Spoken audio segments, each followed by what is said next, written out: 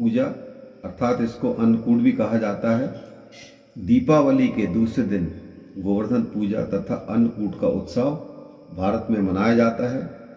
चतुर्मास में जो सब्जियां बंद रहती हैं, जिसको निषेध माना जाता है, भारतीय खाते नहीं हैं, जैसे मूली, मेथी, बैगन, गोभी आदि, उनको आज ही के दिन भगवान को भोग लगा करके भारतवासी उन सब्जियों को खाना शुरू करते हैं। गोवर्धन पूजा ब्रजवासियों का प्रमुख त्योहारों में एक त्यौहार है। इस दिन गोबर से गोवर्धन पर्वत बना करके उसका पूजन किया जाता है। इस प्रकार गोवर्धन पूजा की विधि संपन्न होती है।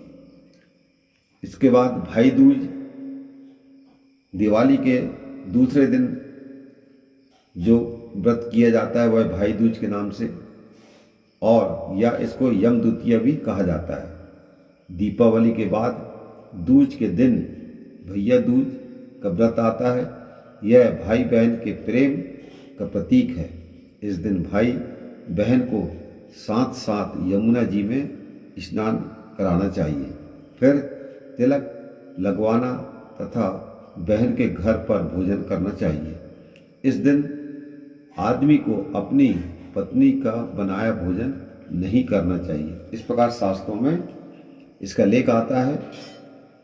और भाइयों की ओर से अपनी बहन को साड़ी ओढ़नी उड़ाई जाती है और यथाशक्ति उपहार भी दिया जाता है। इस प्रकार भाई दूज का त्यौहार भी संपन्न होता है।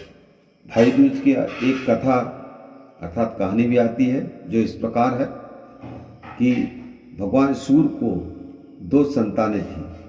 भगवान सूर्य की दो संतानें थी, जिसमें पुत्र यमराज तथा कन्या यमुना नाम की थी।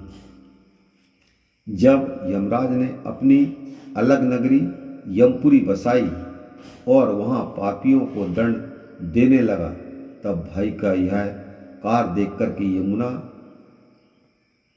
गोलोक को चली जाती है। कई दिन हो जाने पर एक दिन यमराज को अपनी बहन की याद आती है और यमराज ने अपनी बहन से मिलने के लिए गोलोक जाता है। भाई दोनों की विश्राम घाट पर भेंट हुई। यमुना जी ने भाई का सत्कार कर भोजन करवाया और प्रसन्न होकर के यमराज ने बहन से वर मांगने को कहा। तब यमुना जी बोलती है कि हे भैया, मैं आपसे यही वरदान मांगती हूँ कि मेरे जल में जो भी स्नान करे वह यमलोक को नहीं जावे। इसे यमराज ने स्वीकार कर लिया।